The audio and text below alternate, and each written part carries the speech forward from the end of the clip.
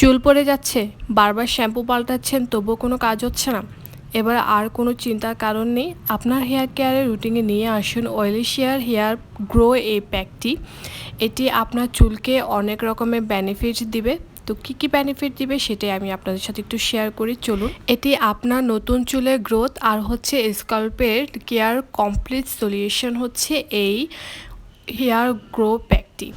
তো এটা কিভাবে ব্যবহার করবেন আর এটা ব্যবহার করলে আমাদের চুলের জন্য কী কী সলিউশন আসবে সেটাই আমি আপনাদের সাথে শেয়ার করব। এই হেয়ার প্যাকটি চুলকে ভিতর থেকে শক্তিশালী করে, স্কাল্পের ভিতর থেকে এটাকে নিউট্রিশন দেয় এবং হচ্ছে ব্লাড সার্কুলেশন বাড়িয়ে দেয়, চুল পড়া কমায়, চুল মজবুত করে ভিতর থেকে। এটা নতুন চুল গজায় ন্যাচারালি, স্কাল্পটা একদম ক্লিন এবং হেলদি রাখে, চুল হয় আরও সফট এবং স্মুথ এবং শাইনি।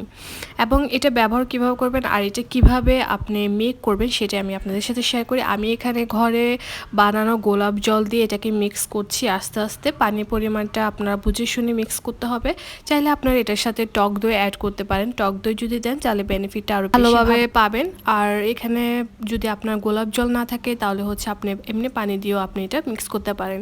পাউডারটা আপনারা আপনার চুলের পরিমাণ অনুযায়ী নিয়ে নিতে পারেন। তো আমি আমার চুলের পরিমাণ অনুযায়ী নিয়ে এটার সাথে আমি আস্তে আস্তে গোলাপ জলটা অ্যাড করছি।